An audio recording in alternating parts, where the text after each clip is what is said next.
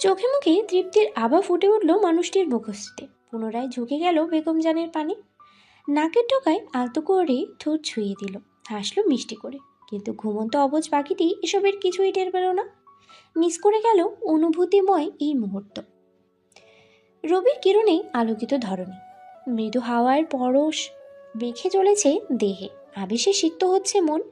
রিসোর্টের করিডোর ধরে হেঁটে চলেছে আঁচল, পরনে তার নীলাভরাঙা চুড়িদার, শালীনতার সহিত ওড়না জড়ানো দেহে। হাঁটতে হাঁটতে এদিক ওদিক তাকাচ্ছে অভিমানী মেয়েটি, কিন্তু সাঙ্গপাঙ্গরা নজরে এলো না। মেয়েটার চোখ মুখ শুকিয়ে এতটুকু হয়ে গেল। হাঁটতে হাঁটতে লবিতে পৌঁছে গেল, দেখতে পেল তাহমিনা আর আবিদা বসে রয়েছে, চা পান করছে।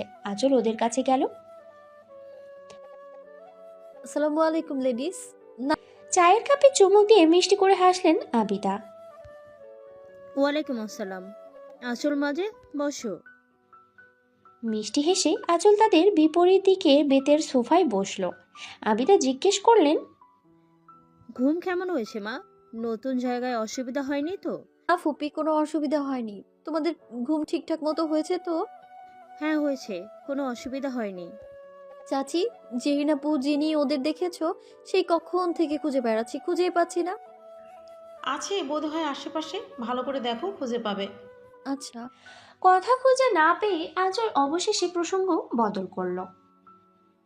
ফুপি চাচি, রিসোর্টের ওই অংশটা কি বেশ সুন্দর দেখতে, চলো তো একবার ঘুরে আসি। হাত দেখিয়ে জায়গাটা দেখলো আঁচল, কিন্তু আপত্তি জানালো তাহমিনা। তোমরা যাও, আমি এখানে একটু বসি, ভালো লাগছে না। ভালো লাগছে না? তাহলে তো আরো বেশি করে যাওয়া উচিত। চলো চলো, ওখানে গেলে ইনশাআল্লাহ ভালো লাগবে। কিছু বলার সুযোগ না দিয়েই চাচির হাত ধরে উঠে দাঁড়ালো আঁচল। হাত ধরে এগোতে লাগলো কাঙ্ক্ষিত গন্তব্যে। আঁচল পিছু ঘুরে তাকালে দেখতে পেল আবিদার হাসিমাখা মুখশ্রী। চোখ টিপে দিল মেয়েটা, হাসি মুখে চাচিকে নিয়ে হাঁটতে লাগলো। পিছু নিলেন আবিদা। ফোনে কথা বলতে বলতে কক্ষে প্রবেশ করলো জাজবের। নজরে পড়লো বেগম জান। জানালার পাশে মুখ ফুলিয়ে দাঁড়িয়ে রয়েছে মেয়েটা। মুচকি হেসে জাজবের বিছানায় বসলো। কথা শেষ করে কল কেটে দিল। অভিমানী বইয়ের দিকে তাকিয়ে বলে উঠল, কি ব্যাপার বেগম জান? ঘুরতে এসে যেখানে আপনার ঘোরাঘুরি করার কথা, সেখানে দেখছি আমার আশেপাশেই শুধু ঘুরঘুর করছেন। এতটাই মিস করছেন আমাকে? গা জ্বলে গেল মেয়েটার। পিছু ঘুরে নির্দয় ভুলোমনা স্বামীর পানে তাকালো। কটকট গলায় জবাব দিল, আপনার অবগতির জন্য জানানো যাচ্ছে যে আমি এতক্ষণ ঘোরাঘুরি করে মাত্রই ফিরেছি। আর আমি কোনো মৌমাছি নই যে আপনার আশেপাশে ঘুরঘুর করব। আর আপনি খুব ভালো করেই জানেন আপনার মধ্যে মধুর অবধি নেই। তাই হয়তো ঘোরাঘুরি করার কোনো মানেই হয় না। হাহ। বক্র হেসে উঠে দাঁড়ালো জাজবের। বেগম জানের দিকে অগ্রসর হতে হতে আশ্চর্যায়িত ভঙ্গিতে বলল, আচ্ছা, আমার মধ্যে মধুর অব্দি, উইদাউট টেস্টিং মি, তুমি বুঝলে কি করে যে মধু আছে কি নেই? নাকি আমার অগোচরেই টেস্ট করা এক দফা শেষ? প্রিয়া, এমন ভয়ঙ্কর কথাবার্তা শুনে মেয়েটার দুকান ঝাঝা করে উঠল। তপ্ত হলো কপলতায়। তৎক্ষণাৎ মুখ ঘুরিয়ে দাঁড়ালো মেয়েটি। ছি, কি সব বেশরমের মতো বলছেন? পেছনে খুব সন্নিকটে এসে দাঁড়ালো জাজবে। কাঁধের উপরে উকিঝুঁকি করে চলেছে তত্ত্বশ্বাস। হাসকি স্বরে বলল, তুমি টেস্ট করলে দোষ নেই, আমি বললেই দোষ। নট ফেয়ার জান। লাজুক মেয়েটা অর্ধাঙ্গের দুষ্টু মতিগতি টের পেয়ে সরে যেতে উদ্যত হতেই বাধাপ্রাপ্ত হলো। বাঁ কাঁধে হাত রেখে ওকে থামিয়ে দিল মানুষটি। ধীর পায়ে গিয়ে দাঁড়ালো পেছনে। পৃষ্ঠদেশ ঠেকে গেল শক্তপোক্ত বক্ষপটে। কটিদেশ আবদ্ধ হলো বলিষ্ঠ দু হাতের মধ্যিখানে। শিরশির করে উঠল কোমল কায়া। কাঁধে তপ্তশ্বাসের ছোঁয়া পেয়ে আঁকড়ে ধরল স্বামীর দুটি হাত। তখনই কর্ণপাতায় অদরের ছোঁয়া অনুভূত হলো।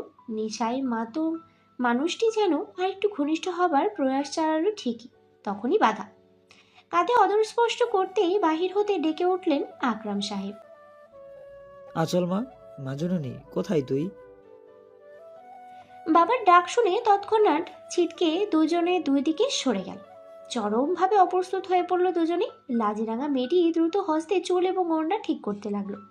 মাথা চুলকে জানালার কাছে গিয়ে দাঁড়ানো যাচবে। ওদিকে আর তাকালো না আঁচল। দ্রুত পায়ে কক্ষ ত্যাগ করলো। করিডোরে দেখা হলো শ্বশুরাব্বার সাথে। মানুষটা একগাল হেসে উঠল।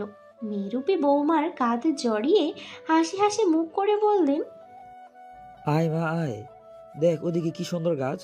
তোর না গাছ কত ভালো লাগে? বদমাসটার জন্য তো কদিন ধরে গাছ দেখতে পারিস না। চল চল। গাছ দেখানোর অহেতুক বাহানা দেখিয়ে আকরাম সাহেব চললেন তার মেয়েকে নিয়ে। উদ্দেশ্য এক কাপ চায়ের সঙ্গে জমিয়ে আড্ডা দেওয়া। হায় আধারে নিমজ্জিত বসুধা। খোলামেলা পরিবেশে একটি কটেজ। কটেজের অভ্যন্তরে ব্যস্ত তরুণ সমাজ। বিছানায় ফুলের পাপড়ি ছড়িয়ে দিচ্ছে জিনিয়া। ঠিক তখনই পাশে এসে দাঁড়ালো তার ভাই তাফসির। মাথায় গাঁটটা মেরে বলল, গাধা মাইয়া, সব পাপড়ি কি বিছানাতেই ঢেলে দিবি? কিছু তো আস্ত রাখ। কারেকশন ভাইজান, আমি সব পাপড়ি বিছানাতেই ঢেলে দিচ্ছি না। সেকেন্ডলি, ওটা গাধা নয়, গাধি হবে, ফিমেল ভার্সন।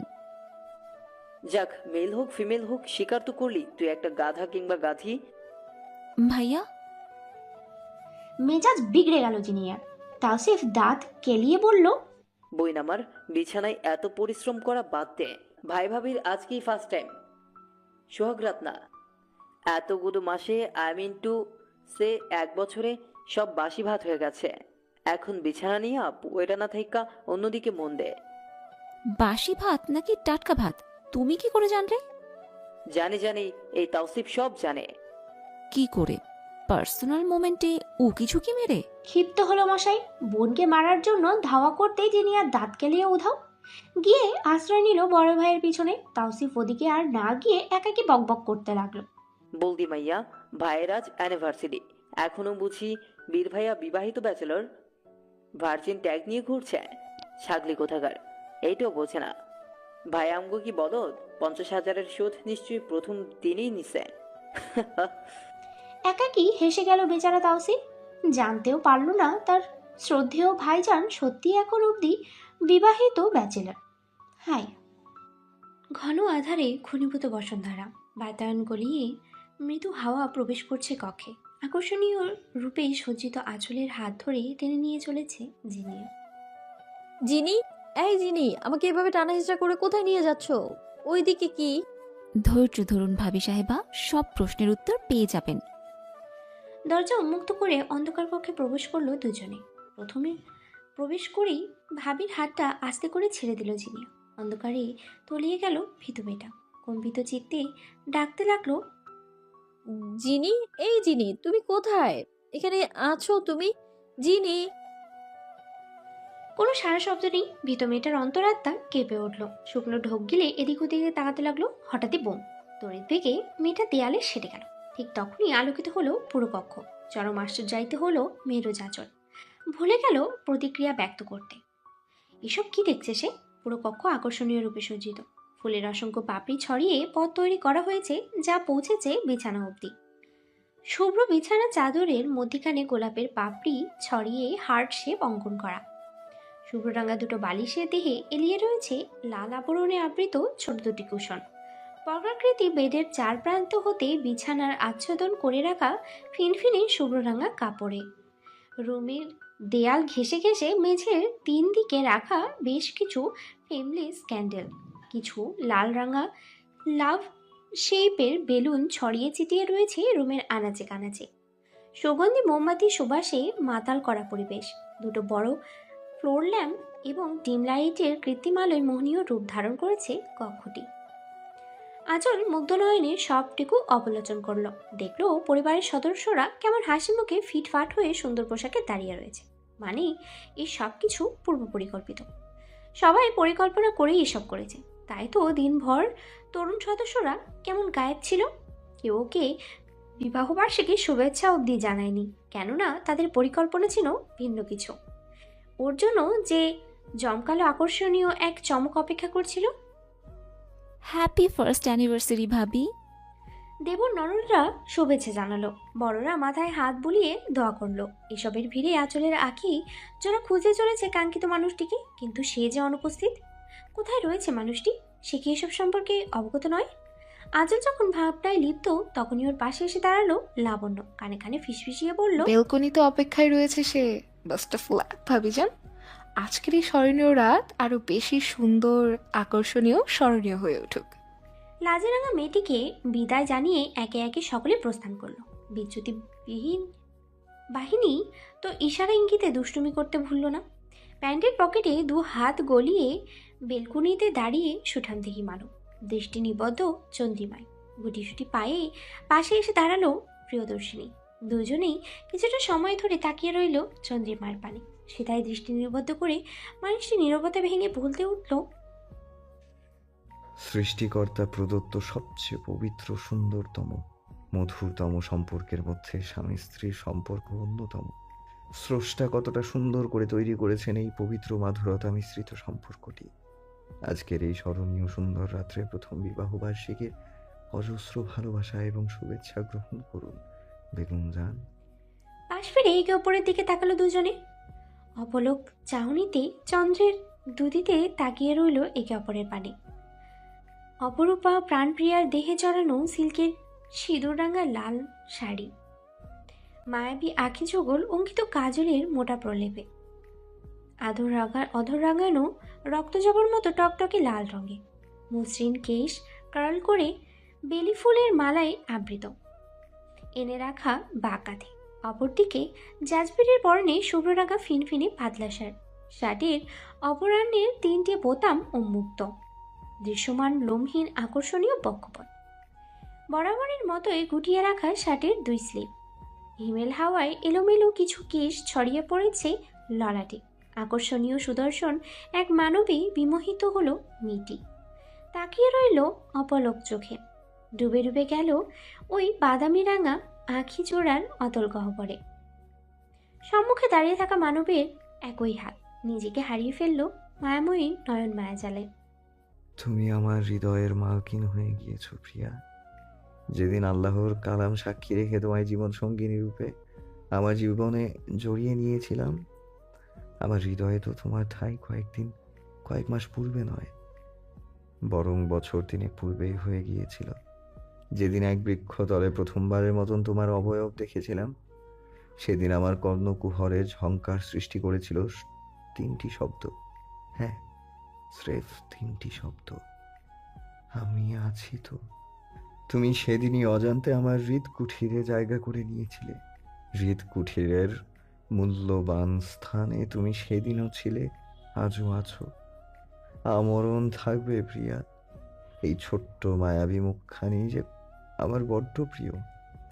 বেলা শেষে এই মুখখানি দেখলেই মিলে অসীম শান্তি, সমস্ত ক্লান্তি হতাশা দূর হয়ে যায় এক নিমিষে। আবেগমাখা বাক্য সমূহের সমারোহে চাপা পড়ে গেল মেয়েটির চমকিত ভাব। সুযোগ পেল না 3 বছর পূর্বের ঘটনার রহস্য উন্মোচন করতে। আলতো করে ওর 2 কপলে হাত রেখে নয়নে নয়ন মিলিয়ে জাজবির বলতে লাগলো, তোমাকে আমার জীবন সঙ্গিনী হিসেবে পেয়ে ধন্য আমি বেগম জান। আরও অজস্র অগণিত দিবারাত্রি আমি তোমার সনে কাটাতে চাই, ভালোবাসতে চাই এই অবুঝ হৃদহরণী মেয়েটাকে। দিবারাত্রির প্রতিটা মুহূর্তে আমাকে স্পেশাল ফিল করানোর জন্য অসংখ্য ধন্যবাদ প্রিয়দর্শিনী। আজীবন এমনই করে থেকো আমারই। আবেগমাখা বাক্যসমূহ সমাপ্ত করে প্রাণপ্রিয়ার ভ্রুয়ের সন্ধিখানে অধরের প্রগাঢ় ছোঁয়া অঙ্কন করে দিল জাজবির। আঁখি পল্লব বন্ধ করে সে ভালোবাসার মায়ের গভীর আদরে ছোঁয়াটুকু হৃদয়ের অন্তরস্থল হতেই গ্রহণ করল মেয়েটা। ইঞ্চিখানেক দূরত্ব বিদ্যমান দুজনের মধ্যে। প্রিয়তমের চোখে চোখ রেখে দীপ্তিময় আভা ফুটে উঠল প্রিয়দর্শনীর মুখশ্রীতে। খানিকটা সময় ধরে নীরবতা বিরাজ করল। অতঃপর কোমল স্বরে মেয়েটি বলতে লাগলো, ভালোবাসা কাকে বলে, ভালোবাসাময় অনুভূতির বহর, তার স্বাদ কেমন হয় জানা ছিল না আমার। গ্রামীণ পরিবেশে ছোট্ট পরিবার আর সাগরেদদের সঙ্গে দিনকাল বেশ চমৎকার কাটছিল আমার কল্পনাপ্রবণ ফ্যান্টাসি জীবনে। হঠাৎ একদিন আকস্মিক আগমন হলো এক সুদর্শন গোমরা মুখবুনৌলের, যার চাল চলন, ব্যক্তিত্ব, চেহারা সব কিছু ছিল নজর কাড়া। কিন্তু কিছু কারণবশত মানুষটা আমার চক্ষুশূল ছিল, তাকে সহ্যই করতে পারতাম না। তার ছায়াটা পর্যন্ত মারাতে আমার আপত্তি ছিল। সবসময় প্রার্থনা করতাম ওই মানুষটার সঙ্গে জীবনে যেন আর দেখা না হয়, কিন্তু আমার অত প্রার্থনা পুরোপুরি বিফলে গেল। হঠাৎ একদিন অপ্রত্যাশিত ঝড়ের মতো তার সঙ্গে আমার বাগদান হয়ে গেল। কি থেকে কি হলো বোঝার পূর্বেই আমি হয়ে গেলাম ওই গুমড়ো মুখ বনওয়ালের হবু সঙ্গিনী।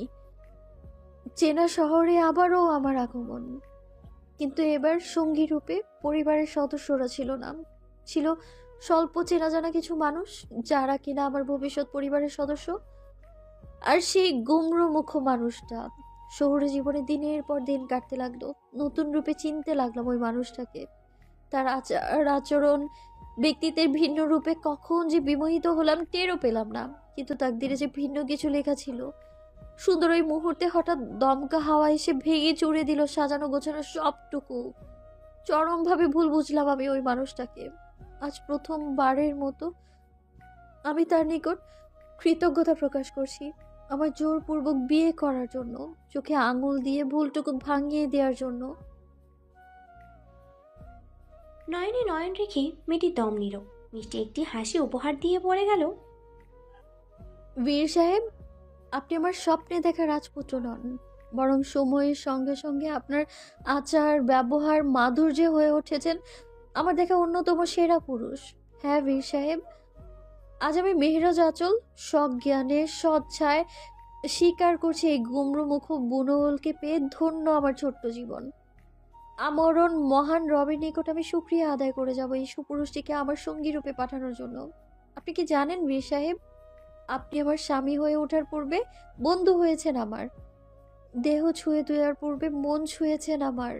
গর্বের সঙ্গে বলছি, এই মানুষটা আজওয়াদ ইবতিসাম জাজবিরকে বন্ধুরূপী স্বামী হিসেবে পেয়ে আমি অনেক গর্বিত। হ্যাঁ, আমি গর্বিত বীর সাহেব।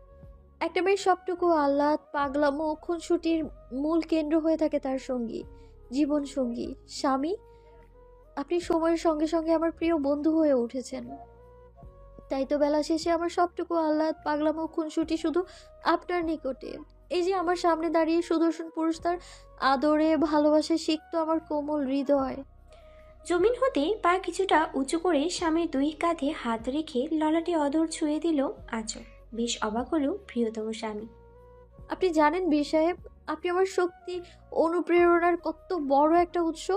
আমি যখন আপনার ওই গম্ভীর মুখশ্রীতে তাকাই তখন সমস্ত ভয় ভীতি নেতিবাচকতা সব ভুলে যাই। আপনার নজর কাড়া মুচকি হাসি অসাধারণ ব্যক্তিত্ব প্রতিনিয়ত বাধ্য করে আমায় আপনায় ভালোবাসতে।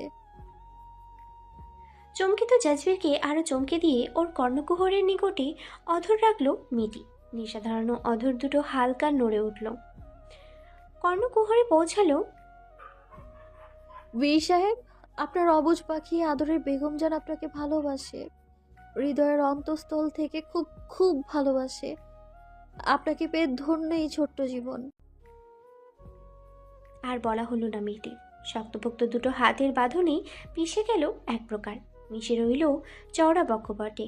প্রিয়তমের হৃদয়ের স্পন্দন গুনতে গুনতে কোমল দু হাতে তাকে আলিঙ্গনে আবদ্ধ করে নিল। একে অপরের সঙ্গে মিশে রইল অগণ্য সময়। কোমল মসৃণ পৃষ্ঠদেশ থেকে রয়েছে শক্তপোক্ত বক্ষপটে। পেছনে অতি সন্নিকটে দেহের সঙ্গে ছুঁই ছুঁই দাঁড়িয়ে মানুষটি, নরম তুলোর মতো হাতের উপরে পুরুষালী হাতটি রাখা। হ্যাপি ফার্স্ট অ্যানিভার্সারি বেগম জান, ইংরেজি বর্ণে লেখা চকলেট কেকের বুকে লাইট লাগানো দুজনে। ত্রিকোণ আকৃতির কেকের টুকরো প্রিয়দর্শিনীর মুখের সামনে ধরল জাজবির। মুচকি হেসে আঁচল এক বাইট বসালো। এবার স্বামীর হাতে হাত রেখে কেক সাধল মেয়েটি, কিন্তু ইশারায় আপত্তি জানালো জাজবির। মেয়েটা অবাক হলো কেকের টুকরো পূর্বের স্থানেই রাখতে দেখে। মানুষটা শুভ্র ন্যাপকিনে হাতে মাখা কেক মুছে তা ফেলে দিল। ঘোর লাগানো চাহনিতে তাকিয়ে রইল প্রাণপ্রিয়ার পানে। মেয়েটা কিছু বলার পূর্বে ওর কোমল দু কপল আবদ্ধ হলো পুরুষালী হাতের মাঝে। একটু একটু করে অতি সন্নিকটে এলো মানুষটি। কেমন শিরশির করে চাহনিতে তাকিয়ে রইল কয়েক পল। হঠাৎ বেগম জানের অদরকোণে লেপ্টে থাকা কেকের ক্ষুদ্র আবরণ নিজ প্রেমময় নেশা ধরানো ভঙ্গিতে অধরের ছোঁয়ায় মুছে দিল। শিরশির করে উঠল মেয়েটির সারা কায়া। শির দ্বারা বরাবর বয়ে গেল তড়িৎ প্রবাহ। তৎক্ষণাৎ পিছিয়ে গেল কয়েক কদম। পিঠ ঠেকে গেল বেলকুনির রেলিংয়ে। এবার পিছু হাঁটার পথ যে বন্ধ হলো।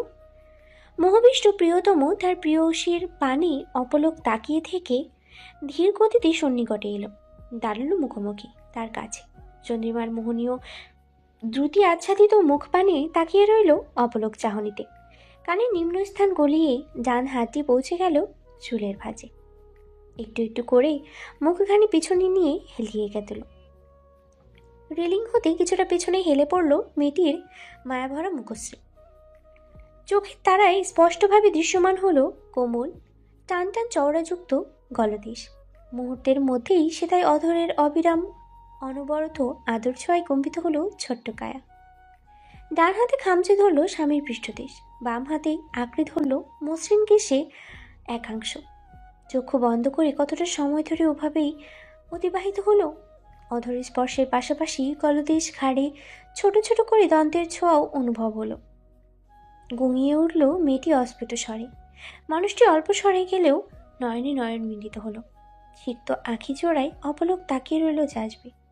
শুভ্রসিক্ত আঁখি জোড়া তিতির করে কম্পিত সদ্য স্ফুর্তিত শিশির সিক্ত গোলাপের পাপড়ির ন্যায় কোমল ওষ্ঠধর। নেশায় বুধ হয়ে গেল পৌরুষচিত্ত। চোখের পাতায় কিছুটা সময় নিয়ে ঠোঁট ছুঁয়ে রাখল। নাকের ডগায় আলতো করে ঠোঁট ছুঁয়ে নিম্নে ধাবিত হলো। নিষ্পলক তাকিয়ে রইল তিতির করে কম্পিত ঠোঁটধর। অবর্ণনীয় নেশা চেপে গেল তরুণ মনে।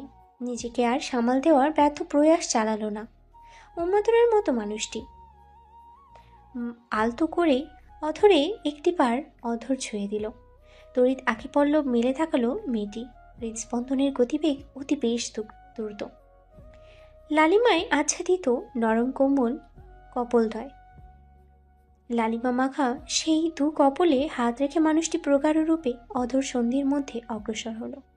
অধরে অধরে প্রায় ছুঁই ছুঁই। ঠিক সেই মুহূর্তে দ্রুত বেগে চট করে সরে গেল লাজে রঙ্গিত মেয়েটি।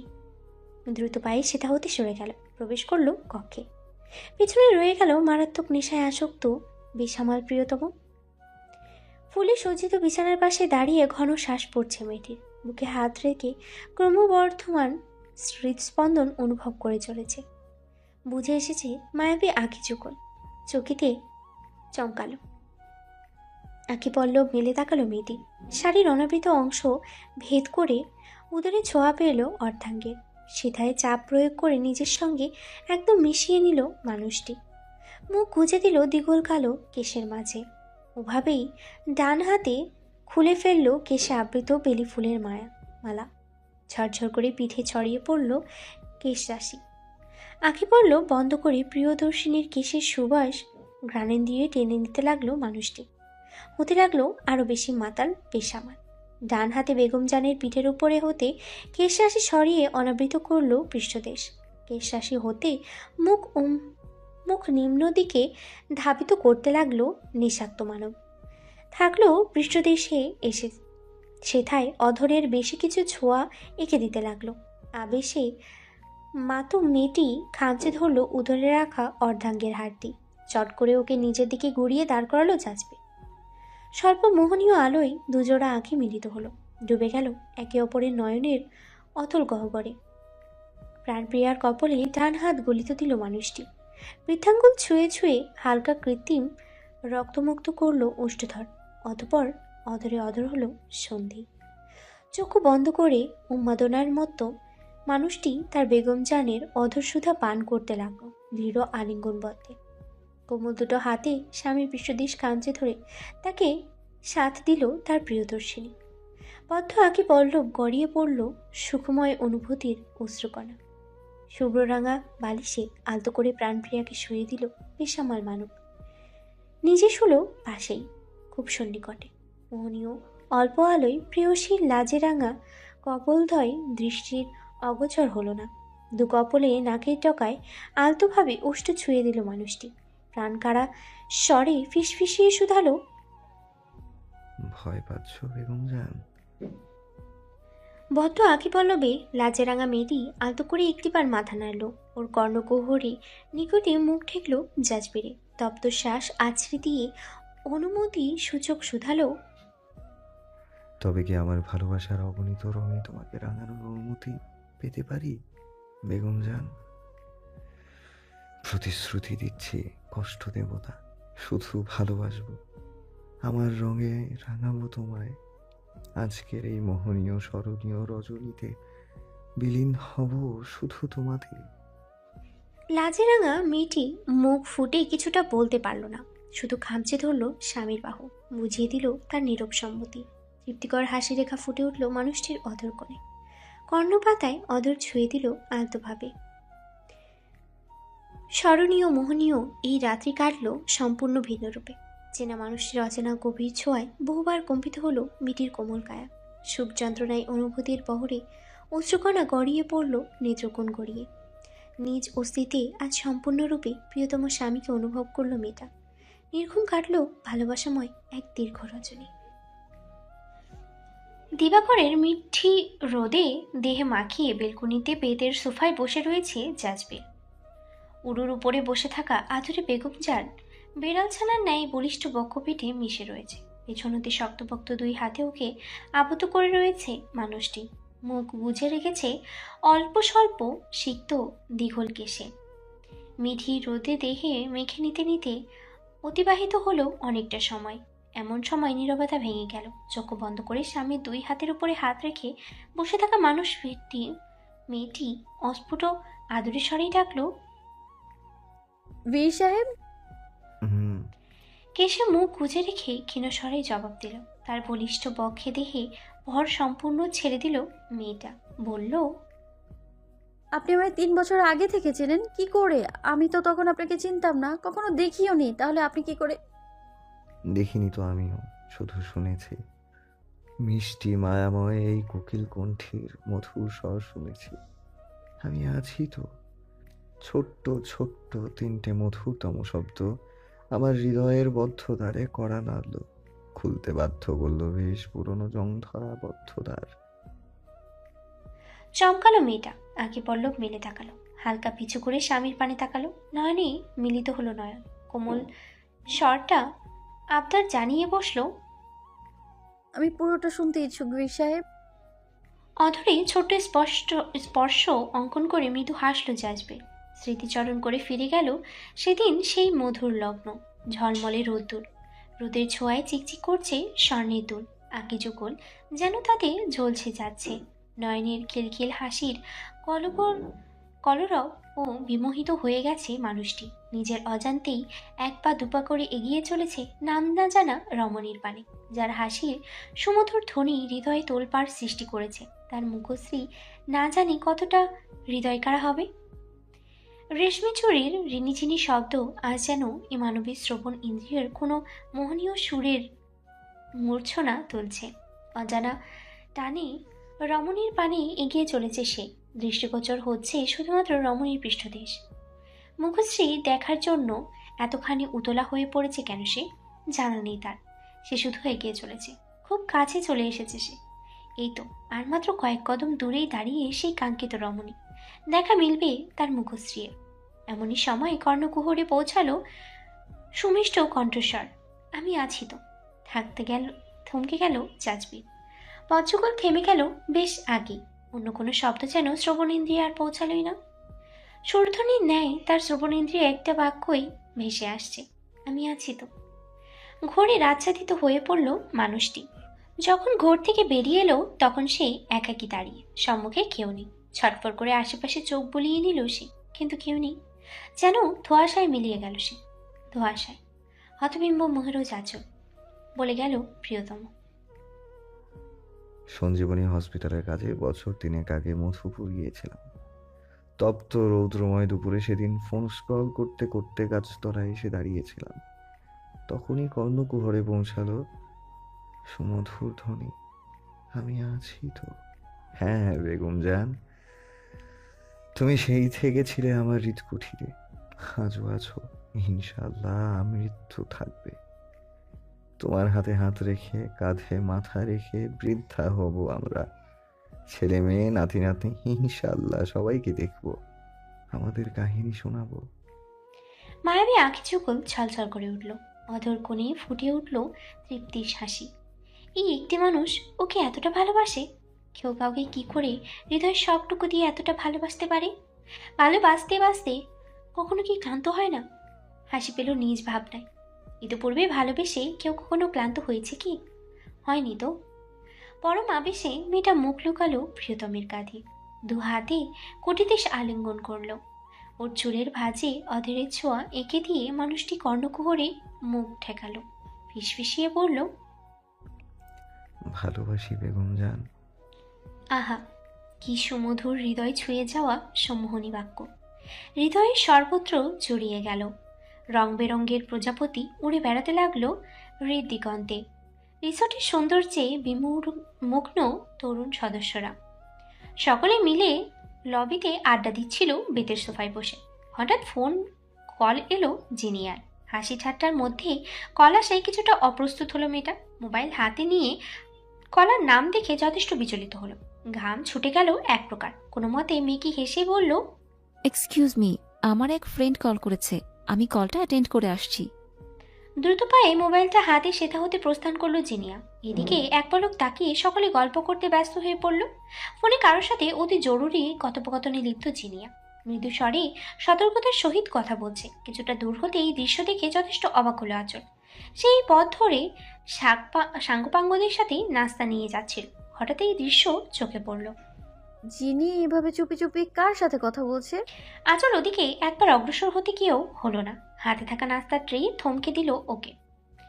অগত ট্রে হাতে নিয়ে ওখান থেকে প্রস্থান করলো। মোবাইল স্ক্রল করতে করতে রুমের প্রবেশ করলো জাজবে।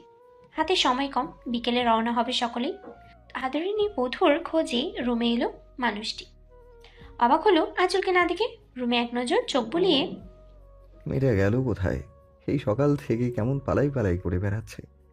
ভাই এনি চান্স লজ্জা পেয়ে এমন করছে না তো? মুচকি হাসলো জাজবে। মনে পড়ে গেল গতকালের একান্ত কিছু মুহূর্ত। তার রেশ যেন এখনো তনুমনে বিদ্যমান। হঠাৎ ধ্যান ভঙ্গ হলো নোটিফিকেশনের শব্দে। মোবাইল চেক করলো জাজবে। হোয়াটসঅ্যাপে একটা ভিডিও ক্লিপ এসেছে। কৌতূহলী হয়ে জাজবির ভিডিও প্লে করলো। চরম আশ্চর্যজায়িত হলো। তীক্ষ্ণ কিন্তু আফসোসের চাহনিতে তাকিয়ে রইল শ্বেতাঙ্গ নারীর নিথর দেহে। শুভ্র মেঝেতে রক্ত রঞ্জিত হয়ে পড়ে রয়েছে শ্বেতাঙ্গ রমণীর নিথর দেহটি। গলার বেশ কয়েকটা ধারালো আঘাতের চিহ্ন, রক্তে রক্তে মাখামাখি গলা, বুক কানের আশেপাশে ধবধবে ফর্সা চেহারাটা অতি নির্মমতার শিকার। ধারালো কোনো অস্ত্র নিয়ে মুখের উপরে ক্রস আকৃতি করে কাটাছেঁড়া করা হয়েছে। নিষ্ঠুরভাবে ক্ষতবিক্ষত চেহারা। তবুও চিনতে অসুবিধা হলো না এই রমণীকে। ললাটের ঠিক মধ্যখানে গোলকার সাইন ধারালো কিছু দিয়ে কেটেছিল আঁকা, যার মধ্যে কিছু একটা অঙ্কিত, কিন্তু রক্তের তোড়ে বোঝা যাচ্ছে না। এমন নির্মম মৃত্যু দেখে দীর্ঘশ্বাস ফেলল জাজবে। মনে পড়ে গেল আপনজনের নির্মম মৃত্যু। ভিডিও ক্লিপের সঙ্গে পরিচিত নম্বর থেকে একটি মেসেজ। তীক্ষ্ণ দৃষ্টিতে এই মেসেজটি চেক করতে লাগলো মানুষটি। মধ্যাহ্ন পেরিয়ে এখন প্রায় অপরাহ্ন। সতর্ক দৃষ্টি বুলিয়ে রাস্তার এক পাশ ধরে হেঁটে চলেছে জিনিয়া। ওর থেকে বেশ কিছুটা দূরে আঁচল। ভাবি আজ বন্ধু প্লাস ননদের পিছু নিয়েছে। বিগত কয়েক মাস ধরে ননদিনের কিছু পরিবর্তন চোখে পড়ছিল। আজ তো অবাকের শেষ প্রান্তে এসে দাঁড়ালো। রিসোর্ট থেকে সবাই আধ ঘন্টার মধ্যেই বিদায় নেবে। এমন সময় মেয়েটা কাউকে কিছু না বলে চুপি চুপি যাচ্ছে। এটা কোথায়? কি করতে চলেছে সে? রিসোর্ট থেকে প্রায় মিনিট 15-এর মতো দূরত্বেই চলে এসেছে ওরা। শুনশান গাছপালায় ভরা জায়গা, কেমন গা ছমছমে। বৃক্ষপাতায় ফাঁক গলিয়ে রবির কিরণ ছুঁয়ে চলেছে দেহ। আঁচল একটি গাছের আড়ালে দাঁড়িয়ে দাঁড়িয়ে দাঁড়িয়ে শুধু কাণ্ড দেখছে। বেশ বুঝতে পারছে জিনিয়া কার জন্য অপেক্ষা করছে, কিন্তু কার জন্য? এমন অচেনা জায়গায় কে আসবে দেখা করতে? হঠাৎ আঁচলের চক্ষু যুগল চড়ক গাছ হয়ে গেল। এসব কি দেখছে সে? ও মাই আল্লাহ! অচেনা এক যুবকের আলিঙ্গনে আবদ্ধ জিনিয়া। যুবকের মুখশ্রী উল্টো দিকে ঘুরিয়ে রাখা, তাই চেহারা দেখা যাচ্ছে না, কিন্তু জিনিয়ার লাজে রাঙা মুখখানি পুরোপুরি দৃশ্যমান। ইন্নালিল্লাহ! যিনি প্রেম করে? কবে সে? জিনিয়াও এ অজানা যুবক কিছুক্ষণ কথা বলল, যদিও বা দূর থেকে সেসবের কিছুই শুনতে পারল না আঁচল। তবে হতবিম্ব মেয়েটা আরো হতবিম্ব হলো যখন দেখতে পেল ননদিনী জিনিয়া কিছুটা সংকোচ বোধ করে সেই যুবকের সাথে পথ চলতে শুরু করেছে। তৎক্ষণাৎ পিছু নিল ঘুরে ডুবে যাওয়া আঁচল। মিনিট তিনেক পরেই শুনশান ফাঁকা এক বড় রাস্তা, সেখানে দাঁড়িয়ে একটি শুভ্ররাঙা মাইক্রো। যুবকের সাথে কিছু কথোপকথন শেষে জিনিয়া গাড়িতে উঠে বসলো। প্রচণ্ড অবাক হলো আঁচল। ঘুণাক্ষরে টের পেল না বিপদ ঠিক তার পিছনেই দাঁড়িয়ে। যতক্ষণে বোধগম্য হলো বিপদ তাকে গ্রাস করে নিয়েছে। গোধূলি লগ্ন। সারা রিসোর্ট হতে প্রস্থানের সময় পেরিয়ে গেছে বেশ আগে। 1 ঘন্টা ধরে দুশ্চিন্তায় কাতর গোটা পরিবার। মেয়ে দুটো এভাবে কাউকে কিছু না বলে কোথায় গেল? এখনো ফিরছে না কেন? চিন্তায় চিন্তায় আবেগপ্রবণ হয়ে পড়েছে আবিদা এবং তাহমিনা। এদিকে আবার জাজবির মিসিং। আঁচল ও জিনিয়া নিখোঁজ শুনে 8 ঘন্টার মধ্যেই এখানে ছিল, ওদের খোঁজাখুঁজি করছে। এরপর তেমন কিছু না বলেই কোথায় যে চলে গেল? সকলেই বড্ড দুশ্চিন্তায় পড়ে গেছে। ছেলেরা এখনো রিসোর্টের আশেপাশেই খোঁজাখুঁজি জারি রেখেছে। কবে যে মিলবে ওদের খোঁজ? Dhaka metropolitan police headquarter. জরুরি মিটিং ডাকা হয়েছে। লম্বাকৃতির টেবিলের 2 প্রান্তে বেশ কিছু চেয়ার, তাতে বসে রয়েছে পুলিশের উদ্যোবর্তন কিছু কর্মকর্তা। তাদের মধ্যে আরও একজন উপস্থিত, একজন সিভিলিয়ান। আজওয়াদ ইবতেসাম জাজবির পায়ের উপর পা তুলে বসা, গম্ভীর মুখখানা আজ আরও গম্ভীর দেখাচ্ছে। শিরায় উপশিরায় বইছে ক্রোধ, লাল বর্ণ ধারণ করেছে আঁখি যুগল। দৃষ্টি অনবরত রেখে করে রাখায় তার লোক চক্ষুর আড়ালেই রয়ে গেছে। এসিপি মাহমুদ সকলের উদ্দেশ্যে বলে গেলেন, শুধুমাত্র ঢাকা, গাজীপুর, কুমিল্লা, চট্টগ্রাম থেকে বিগত 1 মাসে প্রায় 39 জন মেয়ে কিডন্যাপ হয়েছে। আর রেখে যাওয়া সাইন মোতাবেক বোঝা যাচ্ছে এটা আর কারোই নয়, বরং MLMT এর ওয়ার্ক। শিওর হচ্ছেন কি করে যে ওটাই ML এর কাজ? সমস্ত জায়গায় কি ML এর সাইন ছিল? গোল ভিতরে মাঝে ড্রাগনের মুখ। একজন সহকর্মীর প্রশ্নে এসিপি মাহমুদ বললেন, না, সব জায়গায় ছিল না, মাত্র 5 জায়গায় এই সাইন আঁকা ছিল। সর্বশেষ সাইনটা দেখা গিয়েছে মিসেস ইবতিসাম আর ওনার ননদের ঘটনাস্থল থেকে। রাস্তার একপাশে আঁকা ছিল গোল বৃত্তের মাঝে ড্রাগনের মুখটা। হাত মুষ্টিবদ্ধ হলো জাজবিরের, বন্ধ হলো আঁখি পল্লব। পুলিশের আইজিপি বললেন, ACP Mahmud, so what do you think? এগুলো সব প্রি প্ল্যান্ড? স্যার, আপাত দৃষ্টিতে তাই মনে হচ্ছে। আপনার মনে আছে স্যার, গোপন সূত্রে মাস 2 আগে আমরা খবর পেয়েছিলাম MLM এর বড় টিম বড়সড় আকারে একটা নারী পাচার করতে চলেছে। আমার তো আশঙ্কা হচ্ছে এই কিডন্যাপিংগুলো সেসবের অংশ নয় তো? অবাক হলো উপস্থিত সকলে, শুধুমাত্র একজন ব্যতীত। অবনত করে রাখা মুখখানা এবার উঁচু হলো। অতীব গম্ভীর স্বরে শোনা গেল, it's a pre planned kidnapping.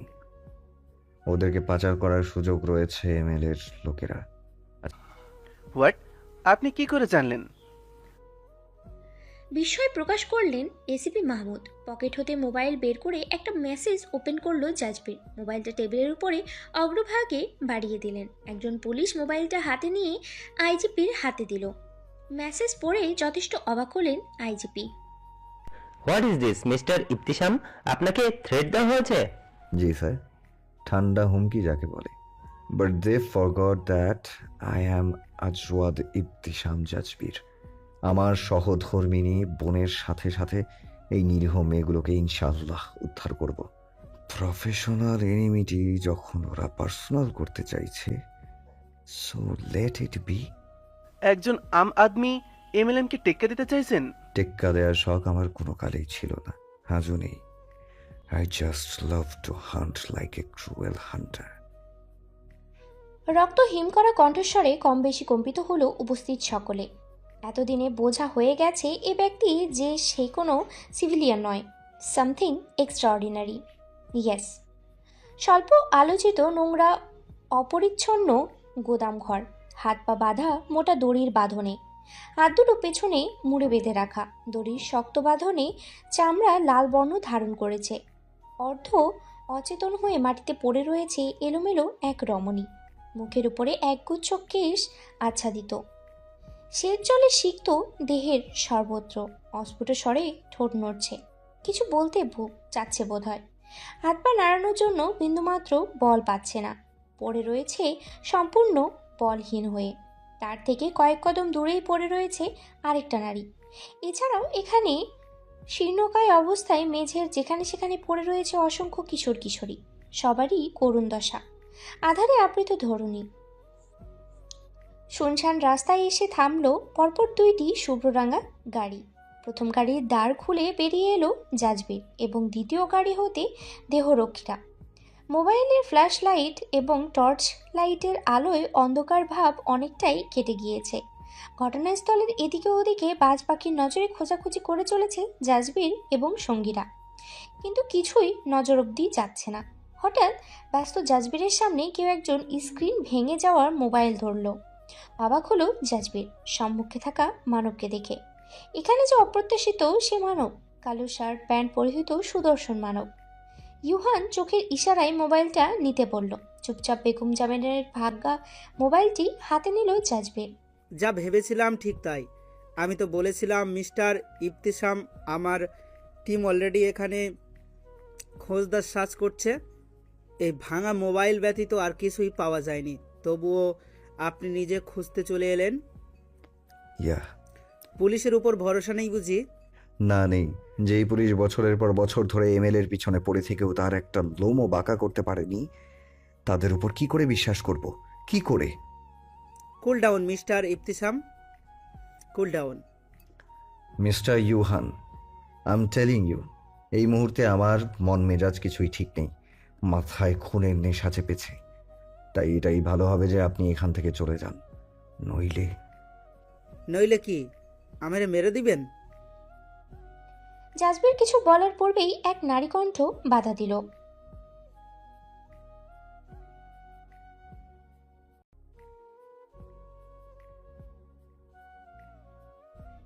সুন্দরী জুনিয়র অফিসারের কথায় ঠোঁট চেপে হাসল ইউহান। জাজবিরের অসহায় অবস্থা দেখে দৃষ্টি সরিয়ে নিল, তাকালো তানিশার দিকে। জুনিয়র অফিসার তানিশা, পরনে লেডিস শার্ট, জিন্স প্যান্ট, উঁচু করে চুল পনিটেল করা, ফর্সা মুখশ্রীতে কঠোরতা এবং বুদ্ধিদীপ্ত ভাব বিদ্যমান, একদম বিউটি উইথ ব্রেন।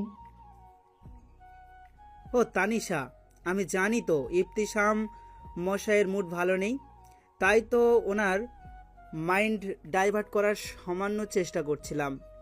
ইউনো না, স্ত্রী শোকে উনি কতটা কাতর। বলে বক্র হাসল, কিন্তু আফসোস ইউহানের এইসব গাঞ্জা সেবন করার জন্য আজওয়াদ ইফতেশাম জাজবির দাঁড়িয়ে নেই। সে ইতোমধ্যেই কিছুটা দূরে গিয়ে দাঁড়িয়েছে, কথা বলছে তার লোকদের সাথে। সেদিকে এক পলক তাকিয়ে দৃষ্টি সরিয়ে নিল তানিশা, কিন্তু ইউহান তীক্ষ্ণ দৃষ্টিতে তাকিয়ে। অন্ধকার রাত্রি, আশাকুঞ্জ ফিরে এসেছে পরিবারের সদস্যরা। এই নিয়ে চরম অস্ফুট অসন্তুষ্ট আকরাম সাহেব। লিভিং রুমে উনি ক্ষিপ্ত হয়ে দাঁড়িয়ে রয়েছেন। সম্মুখে দৃষ্টি নত করে দাঁড়িয়ে নাসিম এবং তাওসিফ, বাকিরাও এখানে উপস্থিত রয়েছে। এসবের মানে কি আমাকে একটু বুঝিয়ে বলবে? বাড়ির মেয়ে, বউ, জলজ্যান্ত দুটো মানুষ নিখোঁজ 5 ঘন্টার বেশি হয়ে গেছে। এর মধ্যে বাড়ির বড় পুত্র, সেও অকর্মণ্যর মতো উধাও। আর জোরপূর্বক তার কথা মান্য করে তোমরা 2 ভাই আমাদেরকে বাড়িতে নিয়ে এলে, তাও আবার করা সিকিউরিটি দিয়ে। এসবের মানে কি? নাসিম, তাওসিফ, চুপ করে থেকো না, এবার তো মুখ খুলো, সত্যি করে বলো কি হয়েছে? খুব বড় কিছু হয়েছে কি? শেষ প্রশ্নে কণ্ঠ কেমন কেঁপে উঠল আকরাম সাহেবের।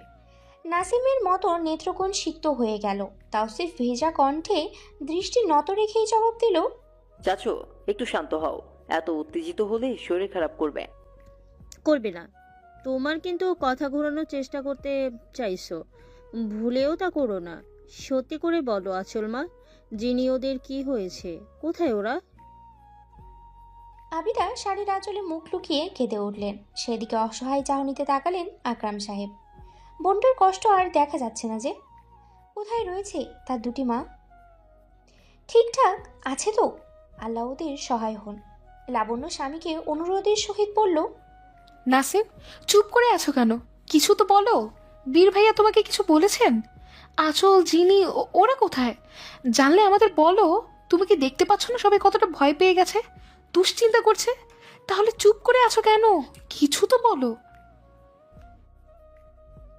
বোনের নিখোঁজ সংবাদে কাতর ভাইটি কিছুই বলতে পারল না। ভেজা অক্ষিকোল তর্জনী দিয়ে মুছে দ্রুত পায়ে লিভিং রুম ত্যাগ করলো। বেরিয়ে পড়ল বাড়ি থেকে। তৎক্ষণাৎ তার পিছু নিল তাওসিফ। এমন দৃশ্য দেখে অজানা ভয়ে কেঁপে উঠল সকলেই। এসব কি হচ্ছে? সারা রিসোর্টের আশেপাশ সহ পুরো গাজীপুরের নিজস্ব লোক লাগিয়ে দিয়েছে আজওয়াদ ইবতেসাম জাজবের, যাকে লক্ষ্য বড্ড কঠিন, খুঁজে পাওয়া মুশকিল, তবুও হাল ছাড়ল না। অপরওয়ালার উপরে দৃঢ় বিশ্বাস বজায় রেখে কাজে লেগে পড়ল। মহান স্রষ্টার নিকট অনবরত আপনজনের সুস্থতা আর নিরাপত্তা কামনা করে চলেছে মানুষটি। নিজেকে আজ আরও একবার বড্ড অসহায়, দুঃখ অক্ষম লাগছে। বৃদ্ধাঙ্কুলের ছোঁয়ায় নেত্রকোণের জমায়িত অশ্রুকোণা মুছে নিল জাজবির। ঘন শ্বাস ফেলে আধার রাত্রে ব্যস্ত রাস্তায় গাড়ি চালানোয় মনোযোগ দিল সে। পানি। অস্ফুট স্বরে পানির জন্য আকুতি। খুব ধীরে ধীরে উষ্ণতর নড়ছে। হাত পা নড়ানোর জন্য বিন্দুমাত্র শক্তি নেই দেহে, একদম নিষ্প্রাণ হয়ে পড়ে রয়েছে। কর্ণকুহরে কিছু অদ্ভুত শব্দ ভেসে আসছে। আস্তে ধীরে সেই শব্দ স্পষ্ট হলো। প্রচণ্ড ঝাপসা চোখে তাকালো আঁচল। অবাক তার রেশ এত বেশি হলো যে প্রতিক্রিয়া ব্যক্ত করতে ভুলেই গেল। ঝাপসা নয়ন জোরে তাকিয়ে রইল ফ্যাল ফ্যাল করে। কি নিষ্ঠুর, নির্দয়! বদ্ধ গুদাম ঘরে এমন নির্দয় দৃশ্য দেখে আঁচলে ঝাপসা চোখে অশ্রুবিন্দু জমা হলো। অপহৃত এক কিশোরী কন্যা পানির জন্য ছটপট করছে। মেয়েটির শ্যামবর্ণ গালে সপাটে চড় মেরে হুঙ্কার ছাড়ল এক নিষ্ঠুর তরুণ। শ্যামবর্ণা কিশোরী ফুপিয়ে ফুপিয়ে কাঁদতে লাগলো, আর তাকে শাসিয়ে সেটা হতে প্রস্থান করলো তরুণ। আঁচল আবেগাপ্লুত হয়ে পড়ল এই দৃশ্য দেখে। অন্তরেই বলে উঠল, ইয়া আল্লাহ, এক ফোঁটা পানির জন্য এত যন্ত্রণা, তুমি রক্ষা করো আমাদের। চেতনানাশক এর প্রভাবে পুনরায় ধীরে ধীরে অচেতন হয়ে পড়ল আঁচল। সামান্য দূরেই অচেতন জিনিয়া পড়ে রয়েছে তমসায় আবৃত ধরনী। কৃষ্ণকায় গাড়ির সঙ্গে হেলান দিয়ে দাঁড়িয়ে আজওয়াদ ইবতেসাম জাজবি। পাশে তার নিজস্ব এক লোক। বলে চলেছে, স্যার, ম্যাডামদের যেখান থেকে কিডন্যাপ করা হয়েছে ওটা খুবই শুনশান জায়গা। সেখানে সিসি ক্যামেরা আছে না, ওখানকার আশেপাশে আছে। দুঃখের সাথে বলতে হচ্ছে যে আমরা সিসি ক্যামেরা থেকে কোনো ক্লু পাইনি। এখনো অবধি জানতে পারিনি কী রঙের বা কোন টাইপের গাড়িতে করে ম্যাডামদের কিডন্যাপ করা হয়েছে। মোবাইল লোকেশন থেকে কিছু জানা গেল? না স্যার, দুজনের মোবাইলের লাস্ট লোকেশন কিডন্যাপিং স্টপ থেকে 100 মিটার দূরত্বে শো করছিল। এরপর mobile switch off, location trace করা সম্ভব হয়নি। গাড়ির দেহে মাথা এলিয়ে দিল জাজবের। মুষ্টিমেয় হলো দুটি হাত, বদ্ধ আঁখি পল্লব। হতাশা, চরম হতাশা ঘিরে ধরেছে আষ্টে পিষ্টে। অজানা ভয়ে কেঁপে কেঁপে উঠছে দেহ মন। কি হতে চলেছে? কি? আল্লাহ সহায় হন। লোকটি মাথা নিচু করে দাঁড়িয়ে রইল ব্যর্থতার জন্য। স্যার ভরসা করে কাজ দিলেন, অথচ সে কিছুই করতে পারছে না। দুঃখজনক বিষয়, সামান্য দূরেই বাইকে হেলান দিয়ে বসে রয়েছে ইউহান। এসপি ইউহান রহমান বাইকে হেলান দিয়ে বসে বাদাম খাচ্ছে। চোখের তারায় দৃশ্যমান ভাবনায় ছড়াছড়ি। বদ্ধ গুদামঘরের ভিতরে গাছপালার আচ্ছাদিত স্থান। চারিদিকে আধার আর আধার। মুখোমুখি দাঁড়িয়ে দুজন লোক, হাতে সিগারেট। হুন, এখন তো মাঝরাত, সব রেডি রাখিস। 4টার সময় বাইর হমু, বুঝছস? এদিকে ভালো মতো নজর রাখ। একটু এদিক থেকে ওদিক যেন না রাখ। একটু এদিক থেকে ওদিক হইলেই তো কাম খতম, পোড়ান আর থাকতো না। সিগারেটে সুকটান দিল দ্বিতীয় ভীত লোকটি। প্রাণ হারানোর ভয় কান্না রয়েছে। আশাকুঞ্জে কয়েক মাসের ব্যবধানে পুনরায় দুঃখের ছায়া। দুঃখ ভারাক্রান্ত মানুষগুলো লিভিং রুমে পড়ে রয়েছে ঘন্টার পর ঘন্টা, দৃষ্টি নিবদ্ধ মেইন দরজায়। মন বলছে এই বুঝি তাদের সন্তানরা ফিরে এলো। সুস্থ দেহে ফিরে এসে বুকে ঝাপটিয়ে পড়ল। কিন্তু না, ঘন্টার পর ঘন্টা পেরিয়ে গেল, কেউ ফিরে এলো না। লাবণ্য বারবার মোবাইল চেক করে দেখছে। নাসিম বা তাওসিফ কেউই কল করেনি। রাত 12টা 15 বাজে। এখনও ওরা দুজন এবং জাজবের বাইরে, কারোর সাথেই যোগাযোগ নেই। নাসিম 3 ঘন্টা পূর্বে একবার কল করেছিল লাবণ্যর কাছে, বলেছিল ফিরতে দেরি হবে, ব্যাস আর কথা হয়নি। আল্লাহ জানেন ওরা কোথায় রয়েছে, কি করছে। আর আঁচল জিনিয়া, মেয়ে দুটোর কথা ভেবেই দুঃখের সাগরে ডুবে যাচ্ছে আকরাম সাহেব। কোথায় রয়েছে ওনার 2 মেয়ে? ওরা ঠিক আছে তো? বড় কোনো বিপদ হয়নি তো? বিপদের কথা ভাবতেই মনে পড়ে যাচ্ছে ভাইয়ের নিথর দেহটি। কেঁপে উঠল অন্তরাত্মা। আকরাম সাহেব সোফা ছেড়ে উঠে দাঁড়ালেন, জড়ানো কণ্ঠে আদেশের স্বরেই বললেন, কান্নাকাটি করে লাভ নেই, বরং আল্লাহর কাছে সালাত আদায় করে দোয়া করো। কান্না নয়, বরং দোয়া ওদের কাজে আসবে। শুনেছো সবাই? যাও সালাত আদায় করে ওদের জন্য বেশি বেশি দোয়া করো, যাও। দাঁড়ালেন না আকরাম সাহেব, নিজ রুমের দিকে পা বাড়ালেন। ফ্যাল ফ্যাল করে ওনার দিকে তাকিয়ে রইলেন তাহমিনা। অতপর অশ্রুবিন্দু মুছে ভেজা কণ্ঠে আবিদাকে বললেন, আপা চলেন নামাজ পড়ে দোয়া করি, ইনশাল্লাহ সব ঠিক হয়ে যাবে, ওরা দুজন সুস্থ শরীরে ফিরে আসবে। সশব্দে কেঁপে উঠলেন আবিদা। ওনাকে আলিঙ্গন করে সান্ত্বনা দিতে লাগলো লাবণ্য। তাহমিনার নেত্রকোণেও অশ্রুকণা ছলছল করছে। 2 হাত পা বাঁধা, নড়াচড়া করা বেশ কষ্টকর। মেঝেতে কাত হয়ে শুয়ে নীরবে অশ্রু বিসর্জন দিয়ে চলেছে আঁচল। ওর মুখোমুখি কয়েক হাত দূরত্বেই জিনিয়া। ক্রন্দনরত জিনিয়া আপন মনে ভেজা কণ্ঠেই বলে গেল, আমাকে ক্ষমা করে দিও ভাবি, আমি বুঝতে পারিনি, মস্ত বড় ভুল করে ফেলেছি, মস্ত বড়। আমার ভুল তোমার জীবনেও বিপদ ডেকে আনলো। চরম বোকা আমি, বোকা। ভালোবেসে নিজের পাশাপাশি আপনজনকেও বিপদের মুখে ঠেলে দিলাম। আমি তো পাপী। জিনিয়া কাঁদতে লাগলো। ওকে বাধা দিল না আঁচল, সেও নীরবে কেঁদে চলেছে। মন কহিনী উকিঝুঁকি দিয়ে চলেছে সেই একান্ত গম্ভীর মানুষটি। তার মন কাড়া আচরণ, আদরের ছায়া, ভালোবাসার গভীরতা, সেই সঙ্গে পরিবারের মিষ্টি সদস্যরা। কেমন আছে তারা? ওদের অনুপস্থিতিতে খুব বেশি কষ্ট পাচ্ছে কি? আধা রাত্রি। বাইক নিয়ে ইয়ামাহা মোটরসাইকেলের ম্যানুফ্যাকচারিং প্ল্যান্ট এর পার্শ্ববর্তী রোড ধরে এগিয়ে চলেছে তাওসিফ। সজাগ চাহনিতে আশেপাশেই দেখছে। গাজীপুরের রাস্তা চষে বেড়াচ্ছে তাওসিফ এবং নাসিম, 2 ভাই। উদ্দেশ্য তাদের আদরে বোন এবং ছোট ভাবির সন্ধান পাওয়া। 2 ভাই আলাদা আলাদাভাবে রাস্তার পর রাস্তা খোঁজাখুঁজি করে চলেছে। সেই সন্ধ্যা রাত হতে এখন মাঝরাত্রি। বিরামহীনভাবে খোঁজা করছে তাদের। কোথাও পেল না আপনজনদের। জানা নেই কোথায় রয়েছে তারা, এই মুহূর্তে কি করছে, কোন অবস্থায় রয়েছে, আদৌ ঠিকঠাক আছে তো? অকিকল ভিজে উঠল তাওসিফের। স্মরণে পড়ছে বোনের সাথে অজস্র খুনসুটির মুহূর্ত। বদ্ধ অবস্থায় মেঝেতে পড়ে রয়েছে আঁচল। পানির পিপাসায় গণ্ডস্থল শুকিয়ে মরুভূমিতে পরিণত হয়েছে, তবুও পানি চাইল না মেয়েটি। সেই সময় ওই কিশোরী কন্যার অবস্থা দেখে তার পানি চাওয়ার ইচ্ছে মরে গেছে। একভাবে পড়ে রয়েছে শুধু, আর ভেবে চলেছে এরা কারা। শুধুমাত্র ওদের নয়, বরং এই রুমে প্রায় 20 জন কিশোরী তরুণী অপহরণ হয়েছে। হয়তো আশেপাশে আরও রয়েছে। এতগুলো লোককে তারা কেন কিডন্যাপ করলো? শুধুমাত্র মুক্তিপণ, নাকি নারী পাচারের উদ্দেশ্যে? পাচার ভাবতেই অন্তরাত্মা কেঁপে উঠল আঁচলে। ভীতু মেয়েটা পাশ ফিরে ননদিনের দিকে তাকালো। অবসন্ন দেহে প্রায় তন্দ্রাচ্ছন্ন জিনিয়া কান্না করতে করতে চোখ মুখ ফুলিয়ে ফেলেছে।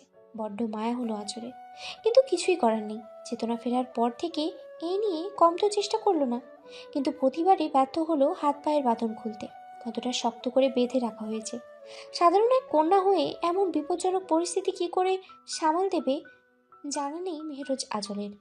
অজানা ভয়ে মেয়েটি বারংবার কেঁপে উঠছে, কান্না পাচ্ছে খুব। মা, ভাইয়া, তার একান্ত ব্যক্তিগত মানুষটি, সবার কথা খুব করে মনে পড়ছে। তাদেরকে কি আর দেখা হবে না? আকস্মিক বিপদের শেষ হতে চলেছে ওর জীবন নামক পথ চলা। নেত্রকোণ গড়িয়ে পড়ল অশ্রুবিন্দু।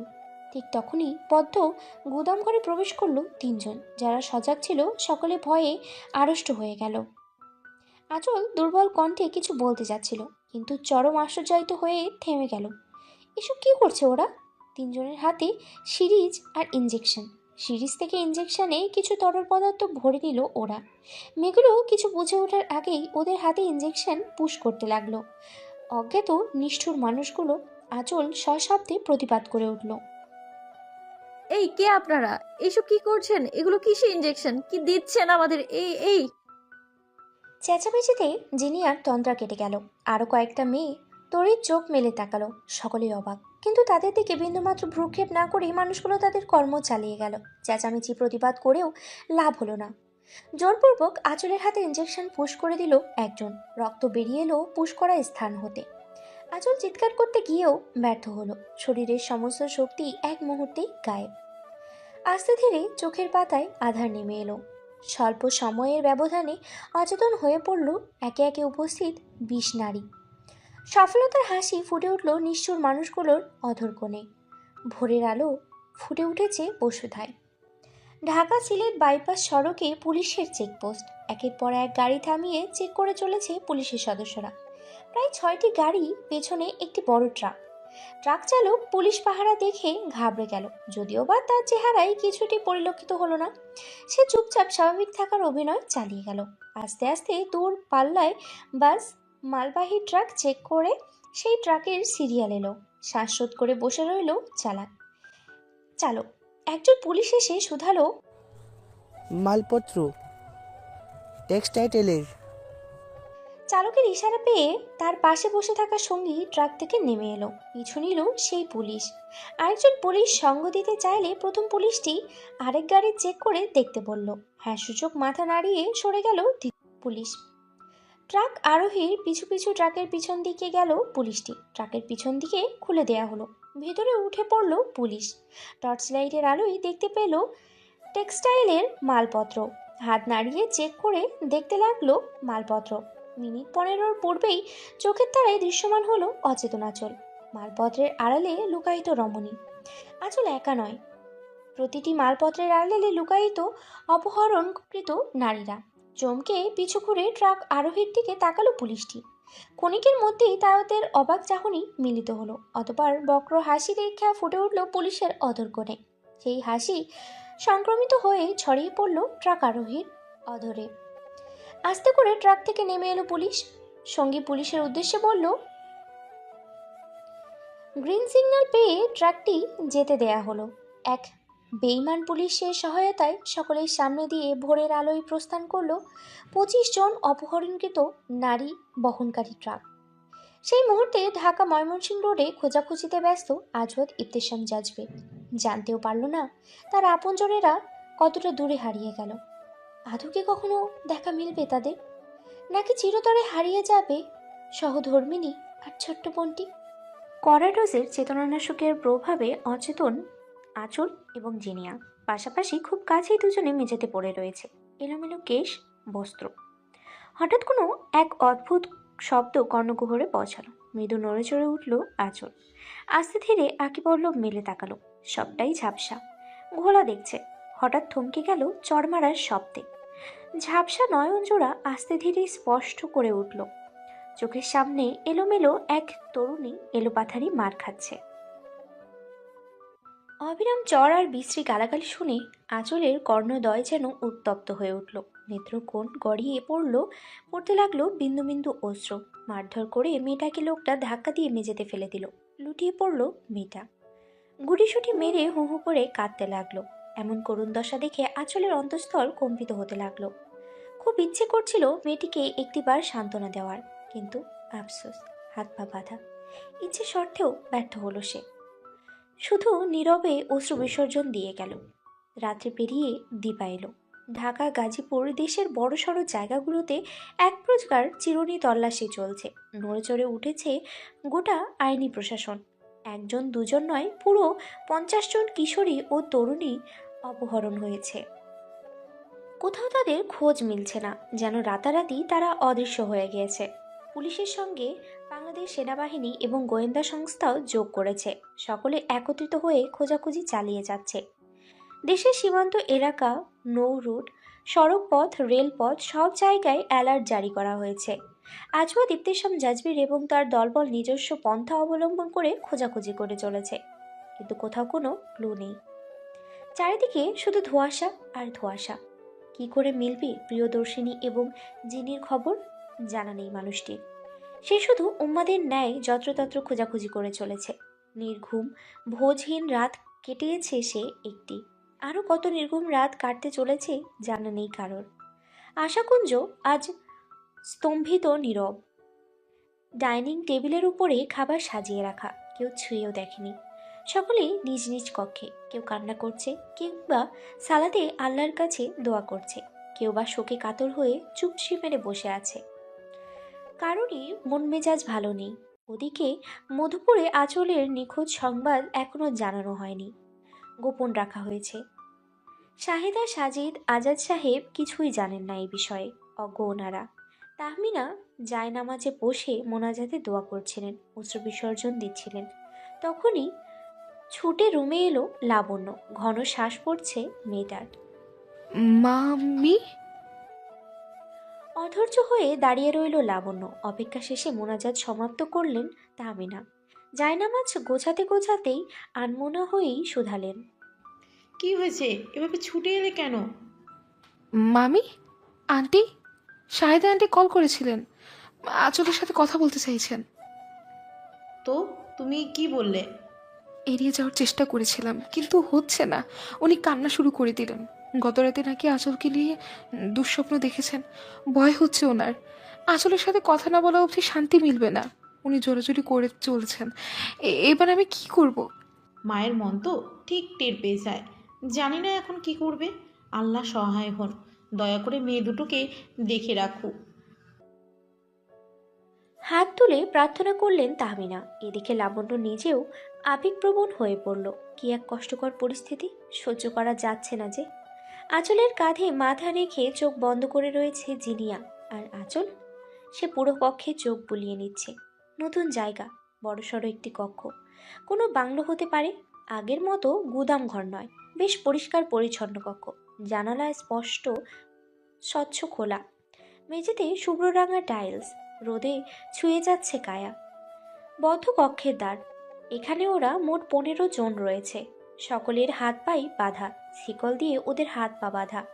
বড় 3টি শিকল দিয়ে 15 জনকে বেঁধে রাখা হয়েছে। এই শিকল চাবি ব্যতীত খোলা অসম্ভব। শত চেষ্টা করলেও খুলবে না। তাই তো চেষ্টা করেও ব্যর্থ আঁচল, জিনিয়া এবং ওদের মধ্যে কয়েকটি মেয়ে। আঁচল যখন এদিক ওদিকে তাকিয়ে সবটা বোঝার চেষ্টা করছিল, সেই সময় বদ্ধ দ্বার খুলে কক্ষে প্রবেশ করলো শ্যামবর্ণের এক যুবক। পরনে শার্ট, ফাটা স্টাইলিশ জিন্স প্যান্ট, চুলগুলো এলোমেলো করে রাখা, দেখতে বেশ সুদর্শন আছে বটে। আঁচল অবাক হয়ে গেল যুবকটিকে ওদের দিকে অগ্রসর হতে দেখে। মানুষটা এদিকে আসছে কেন? হাই জান, কেমন আছো? চক্ষু বন্ধ করে ভাবির কাঁধে মাথা রেখে বসেছিল জিনিয়া। চকিতে চমকালো, চোখ মেলে দেখতে পেল সেই সুন্দর চেহারার প্রতারককে। সম্মুখে ঝুঁকে দাঁড়িয়ে রয়েছে। ঘৃণার দৃষ্টি সরিয়ে নিল জিনিয়া, সোজা হয়ে বসল। ওমা, মুখ ফিরিয়ে নিলে কেন? এক রাতের মধ্যে আমি কি দেখতে এতটা কুৎসিত হয়ে গেছি? আগে তো অপলক দৃষ্টিতে তাকিয়ে থাকতে। যুবকের প্রশ্নের উত্তর দিল না জিনিয়া, কিন্তু মেহেরজ আঁচল ঠিকই দিল। লজ্জা শরম বলে আপনার কি কিছুই নেই? প্রেম প্রেম খেলা খেলে একটা নিরীহ মেয়ের জীবন নষ্ট করে দিলেন, তাকে কিডন্যাপ করলেন। এরপর আর কি চাই? কাটা গায়ে শুধু নুনের ছিটা দিতে এসেছেন কেন আপনি? মৃদু জড়ানো কণ্ঠস্বর শুনে বিদঘুটে হাসল যুবক। এলোমেলো চুল হাত বুলিয়ে ব্যাক ব্রাশ করলো। ঘাড়ে নুন ছিটানো আমার ফেভারিট যে, তাই? তা ভাবি জি, আপনার এখানে কোনো অসুবিধা হচ্ছে না তো? আফটার অল, আদরের ননদের জন্য নিজের বলির পাঠা হলেন। এর ওপর আপনি আবার মিসেস ইবতিসাম, কত বড় মানুষের বউ। আপনার তো বিশেষ যত্ন নেওয়া উচিত, তাই না? অসভ্য, ইতর, শয়তান, তুই আমাকে বোকা বানিয়েছিস, সেটা মেনে নিলাম। আমার জীবন শেষ করার বিশ্রী পরিকল্পনা করলি, তাও মেনে নিলাম। কিন্তু আমার ভাবি, তাকে কেন কিডন্যাপ করলি? তাকে কষ্ট দেওয়ার কোনো অধিকার তোর নেই। আমার ভাইকে তো চিনিস না। একবার যদি জানতে পারে না, তাহলে তোর দি এন্ড করে দিবে। যেতে দে আমাদের দুজনকে। সশব্দে ভয়াবহ হাসি উপহার দিল যুবকটি। জিনিয়ার গাল টিপে দিয়ে বলল, আই লাইক ইট সুন্দরী, একদম খাসামাল। তোমাকে যে কিনবে না, একদম লাকি আছে। এসব কি বলছেন আপনি? হতে পারে না। যিনি কোথাও যাবে না। কিসের বিক্রি? কোনো বিক্রি হবে না, কিচ্ছু হবে না। ও আমার সাথেই থাকবে। বন্ধুকে বুকে আগলে নিল আঁচল। যেন এক্ষুনি বিপদ থেকে আড়াল করতে চাইছে। হাহা করে হাসলো যুবক, সোজা হয়ে দাঁড়িয়ে গেল। হ্যাঁ হ্যাঁ, দুজনেই একসাথে নিলামে উঠবেন। All the best. সোয়ার দামে পরশু দিন বিক্রি হতে চলেছেন ম্যাডাম। হাসতে হাসতে প্রস্থান করলো যুবক। ভীত সন্ত্রস্ত জিনিয়া তড়িৎ ঝাপটে ধরলো ভাবিকে, শক্ত করে আলিঙ্গন করে কেঁদে উঠল। ভাবি, ও এতটা খারাপ? আমি কি করে ওর মতো অমানুষকে মন দিলাম? কি করে? প্রেম নামক ফাঁদে ফেসে যাওয়া জিনিয়া খুব করে কাঁদছে। ওকে সান্ত্বনা দেওয়ার সর্বোচ্চ চেষ্টা করে গেল ভাবি আঁচল, কিন্তু ব্যর্থ হলো বারংবার। মেহরোজ, আঁচল এবং জিনিয়া কিডন্যাপের পরে 31 ঘন্টা অতিবাহিত হয়ে গিয়েছে। এখন রাত্রি 12টা বেজে 20 মিনিট। পরিবারের দুঃখের ছায়া নেমে এসেছে। মধুপুর থেকে ছুটে এসেছে শাহিদা, সাজিদ এবং আজাদ সাহেব। দুঃখ ভারাক্রান্ত শাহিদা কেঁদে চলেছেন সেই কখন থেকে। ওনাকে সান্ত্বনা দেওয়ার ভাষা খুঁজে পেল না কেউ। সাজিদের পাগল প্রায় অবস্থা। ছেলেটা তাওসিফ নাসিদের সাথে এদিকে ওদিকে ছোটাছুটি করে চলেছে। গ্রাম থেকে আসতে না আসতেই আদরের বোনের খোঁজে লেগে পড়েছে, কিন্তু আফসোস কোনো খোঁজ পাওয়া যাচ্ছে না। চারিদিকে শুধু হতাশা আর ধোঁয়াশা, কোথাও কোনো সুরাহা নেই। নোকলো বিলাসবহুল এক কামরা, ঘুমে বিভোর তালুকদার সাহেব। ঘড়ির কাঁটা তখন 3টা ছুঁই ছুঁই। খুবই সূক্ষ্ম শব্দ করে রুমের দরজা খুলে গেল। ভিতরে প্রবেশ করলো সুঠামদেহী এক মানব, পিছু পিছু আরও 3 জন। সুঠামদেহী মানব গিয়ে সোফায় পায়ের উপরে পা তুলে বসলো আয়েশ করে। চোখে মুখে প্রচণ্ড ক্লান্তি, হতাশার ছাপ, তবুও থেমে নেই। নতুন পরিকল্পনা নিয়ে হাজির সে। ইশারা মোতাবেক এক লোক গুটিসুটি পায়ে ঘুমন্ত তালুকদার সাহেবের কাছে গেল। ঘুমন্ত মানুষটি নড়ে চড়ে উঠল। আস্তে ধীরে সিরিজে ইঞ্জেকশন পুশ করে তরল পদার্থ ভরে দিল লোকটি। অতঃপর নিঃশব্দে পুশ করলো তালুকদার সাহেবের হাতে। পিঁপড়া কামড়ে দেওয়ার মতো অনুভূত হলো ঘুমন্ত মানুষের। এবার অপেক্ষার পালা। একটু একটু করে কাঙ্ক্ষিত সময় হলো। ঘুমন্ত মানব চেতনা অচেতন করার মধ্যে অস্ফুট স্বরেই বলে উঠল, ওই আমার টাকা লকারে ওঠা মতো রাখছো? বক্র হাসল সুঠামদেহী আজবাদ ইবতেসাম জাজবেন। হায়রে লোভী, ঘুমের ঘুরেও টাকার চিন্তা। জমিনে পা নামিয়ে উঠে দাঁড়ালো জাজবেন। এসে বসলো তালুকদার সাহেবের শিয়রে।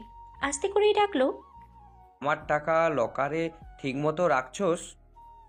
তালুকদার সাহেব, ওই আরো প্রফিট চাই। হুম আমি আরো 50টা মেয়ের ব্যবস্থা করে দেব, লাগবে? হুম অর্থ অচেতন তালুকদার সাহেব নিজের মতো করে জবাব দিয়ে চলেছেন। হারিয়েছেন হুঁশ জ্ঞান। ঠিক আছে, আমি মেয়েগুলোকে পাঠিয়ে দেব, কিন্তু কোথায় পাঠাবো অ্যাড্রেস বলবেন না? পাঠাও। হ্যাঁ পাঠাবো, কিন্তু কোথায় অ্যাড্রেসটা বলুন, সেখানে পৌঁছে দেব। অ্যাড্রেস? হ্যাঁ বলুন। কিছুক্ষণের নীরবতা। অথচ হয়ে উঠল জাজবের। সঙ্গে থাকা সঙ্গীরা দাঁতে দাঁত চেপে বুড়ো পাপিটাকে সহ্য করছে। ইচ্ছে তো করছে মেরে খুলি উড়িয়ে দিতে। তালুকদার সাহেব, চুপ করে গেলেন কেন, বলুন।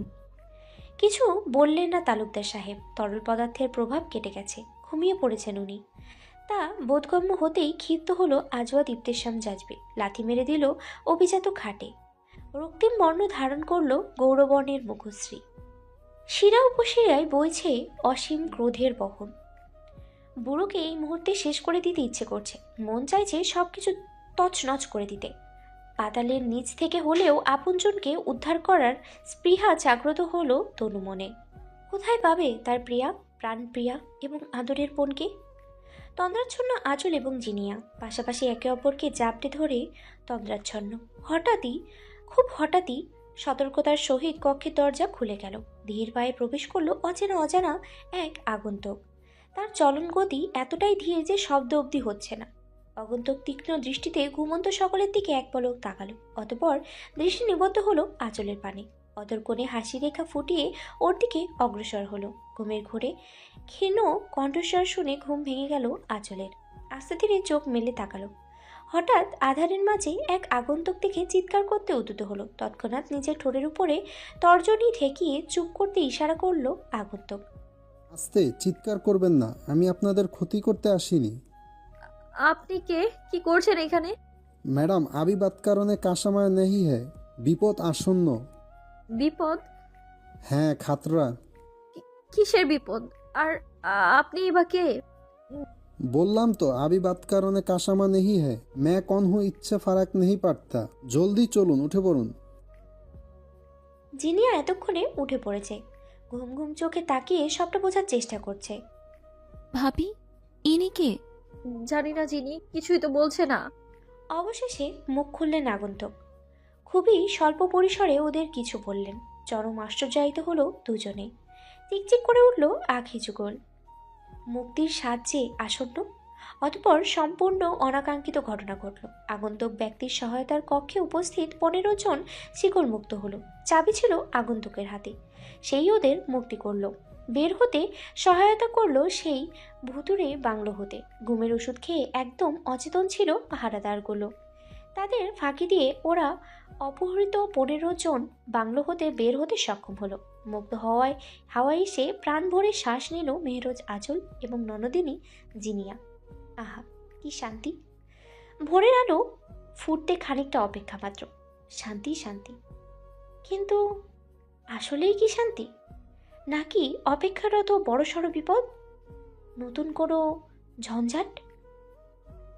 ফিনাইলের তীব্র গন্ধ এসে কড়া নাড়ছে নাসারঞ্জে। দম বন্ধ করা এক পরিবেশ। করিডোর ধরে হেঁটে চলেছে ডক্টর, নার্স। সকলেই ব্যস্ত রোগীদের সেবা শুশ্রূষা করতে। আর রোগীদের আপনজন, তারা অপেক্ষার প্রহর গুনছে কখন সুস্থ হয়ে উঠবে তাদের নিকটজন। প্রার্থনায় মশগুল হয়ে রয়েছে তারা। সরকারি এক হাসপাতালের 4র্থ তলা। উদ্ভ্রান্তের ন্যায় ছুটে এলো আজওয়াদ ইবতেসাম জাজবির। চলতি পথে একজন ওয়ার্ড বয়ের সঙ্গে ধাক্কা খেল। ওয়ার্ড বয় পড়ে যাচ্ছিল, তবুও সেদিকে বিন্দুমাত্র ভ্রুক্ষেপ না করে ছুটে গেল মানুষটা। পাগলের ন্যায় ছুটতে ছুটতে পৌঁছে গেল কাঙ্ক্ষিত গন্তব্যে। দরজা পেরিয়ে 2 কদম পৌঁছে হতবিম্ব হয়ে গেল। শুভ্ররাঙ্গা চাদরে ছোপ ছোপ রক্তের দাগ পড়ে রয়েছে নিথর দেহটি। ডক্টর এবং নার্স নিজেদের ছেঁড়াটা দিয়ে চলেছে। তুলা চেপে ধরে রক্তপাত বন্ধ করার প্রয়াস চালিয়ে যাচ্ছে ডক্টর। নার্স বাম পাশে দাঁড়িয়ে হাতের ক্ষতস্থান পরিষ্কার করছে। পোশাকের যত্রতত্র লাল তরল বিন্দুর ছোঁয়া। নিষ্প্রাণ দেহটি দেখে থমকে গেল কঠিন হৃদয়ের মানুষটা। ভারসাম্য হারিয়ে দেহ এলিয়ে দিল পিছনে দরজার পাশে। ঝাপসা বাদামি বর্ণের চোখ দুটো দেখে গেল প্রাণপ্রিয়ার করুণ দশা। কি মর্মান্তিক দশা তার প্রাণপ্রিয়া! শুধু রক্ত আর রক্ত। নিথর দেহটি বিছানায় পড়ে রয়েছে। নড়াচড়াবিহীন এ যেন এক নির্দয় নারীমূর্তি, যার শুধু প্রাণটাই রয়েছে। জীবন্ত অবস্থার কোনো অনুভূতি নেই। এমন করুণ দশা দৃশ্য আর সহ্য করা গেল না। চক্ষু বন্ধ করে নিল জাজবির। বদ্ধ আঁকে পল্লব গড়িয়ে পড়ল এক ফোঁটা অশ্রুবিন্দু। করিডোরে দাঁড়িয়েছিল ক্রন্দনরত জিনিয়া। ভাইয়ের করুণ দশা দেখে সশব্দে কেঁদে উঠল। 2 হাতে মুখ চেপে ধরে কাঁদতে কাঁদতে প্রস্থান করলো সেটা হতে। সে যে আর পারছে না এই আত্মগ্লানি সহ্য করতে, আর পারছে না। মেহরোজ আঁচলের অবস্থা করুণ। ব্রেনে বেশ আঘাত পেয়েছে, প্রচুর রক্তক্ষরণ হচ্ছে। সুনামগঞ্জের মতো জায়গায় এক সুচিকিৎসা সম্ভব নয়। ডাক্তারের বক্তব্য শোনা মাত্রই পাথর হৃদয় মানুষটি এমার্জেন্সি চপারের ব্যবস্থা করার আদেশ দিল। স্যারের আদেশ মোতাবেক চপারের সমস্ত রকমের মেডিকেল সরঞ্জাম সহ অতি সত্বর সুনামগঞ্জ পৌঁছে গেল রাশিদ এবং চপার। স্ট্রেচারে করে আঁচলের ক্ষতবিক্ষত দেহটি কোনোরূপ ব্যান্ডেজে মরিয়ে হাসপাতালের প্রাঙ্গণে নিয়ে এলো ওয়ার্ড বয়। তাদের সঙ্গে আজওয়াদ ইবতেসাম জাজবিন এবং জেনিয়া। প্রাঙ্গণে অপেক্ষারত ছিল চপারটি। অতি যত্নের সহিত চপারে ওঠানো হলো আহত দেহটি। সমস্ত ফর্মালিটি শেষে দ্রুত উড্ডয়ন করলো চপার। ধুলা উড়িয়ে পথ চলতে লাগলো। জিনিয়া ভাবি শীতল হাতটি মুঠোয় পুড়ে এখনো কেঁদেই চলেছে, তবে শব্দহীন কান্না। অচেতন বেগম জানের মাথায় রক্তিম ব্যান্ডেজের ওপরে আলতো করে ঠোঁট ছুঁয়ে দিল জাজবির। সিক্ত হয়ে উঠল তার অক্ষিকোণ। স্বনামধন্য ল্যাব এইড হাসপাতাল। অপারেশন থিয়েটারের অতি ব্যস্ত ডাক্তাররা। একজন সার্জন অচেতন আঁচলের মাথার খুলিতে ব্রুর হোক নামে একটি ছোট্ট গর্ত ড্রিল করলেন। এরপর গর্তের মধ্যে বরাবর টিউব স্থাপন করলেন, যা হেমাটোমা থেকে রক্ত বের করতে দেয়। সকলেই ব্যস্ত সার্জারিতে। ওদিকে করিডোরে নিষ্প্রাণ হয়ে দাঁড়িয়ে দেয়ালে ঘেঁষে রয়েছে জাজবির। জিনিয়া পাশে সিটিং জোনে বসে কাঁদছে। তখনই হন্তদন্ত হয়ে ছুটে এলেন আকরাম সাহেব, নাসিম, তাওসিফ এবং লাবণ্য। সকলেই ছুটে এলো ওদের কাছে। বীর, এই বীর, আমি এইসব কি শুনছি? আমার মা, আচল মা, কি হয়েছে ওর? কোথায় ও? ওই বীর। আকরাম সাহেব আবেগঘন কণ্ঠে একের পর এক প্রশ্ন করে গেল। কিন্তু সেসব আদৌ শুনতে পেল কি জাজবির?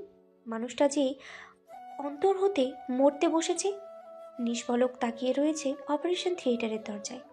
অনেকটা সময় পেরিয়ে গেল। অবশেষে অপারেশন সম্পন্ন হলো। বেরিয়ে এলেন নিউরো সার্জন। জাজবির ব্যতীত সকলেই ছুটে গেল।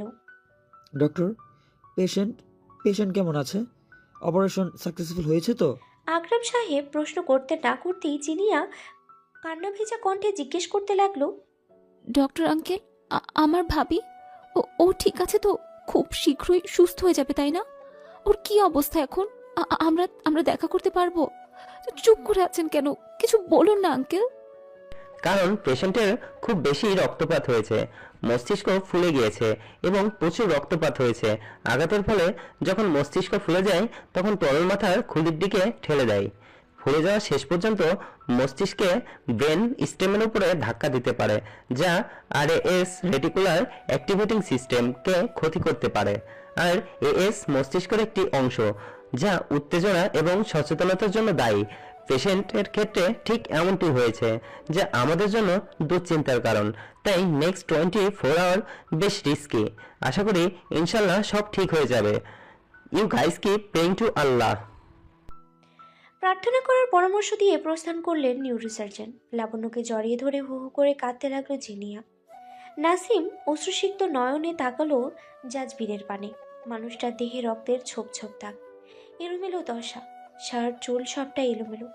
চোখে মুখে অসীম ক্লান্তি আর হতাশা, সেই সঙ্গে আদুরে প্রিয়তমাকে হারিয়ে ফেলার মারাত্মক ভয়। মানুষটা ডাক্তারের সকল কথাই বুঝি শুনতে পেল, কিন্তু কোনোরূপ প্রতিক্রিয়া ব্যক্ত করল না।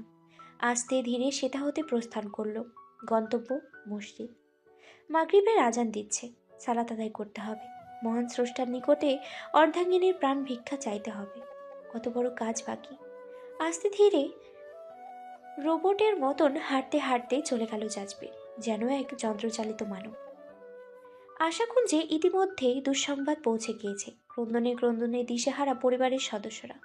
দুইবার বেহুশ হয়ে পড়েছেন শাহেদা।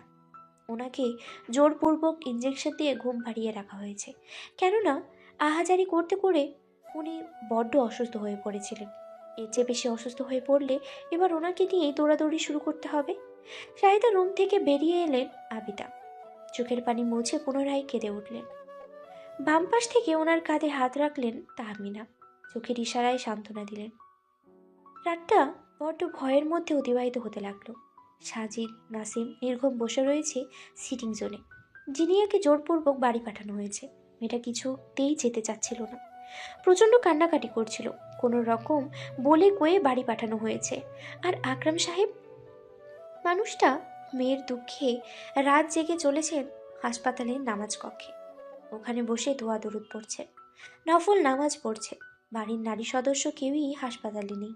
তাদের ইচ্ছে আগ্রহ করে অগ্রাহ্য করে বাড়িতেই রাখা হয়েছে।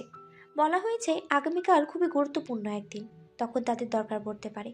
তাই আগামীকালই যেন আসে। আদরের ছোট বোনটা আজ অচেতন হয়ে পড়ে রয়েছে শুভ্র বিছানায়। যন্ত্রণা পাচ্ছে, রক্তপাত হয়েছে প্রচুর। হাত পায়ে ছোট ছোট ক্ষতচিহ্ন। বোনটার এমন করুণ দশা চোখে দেখা যাচ্ছে না,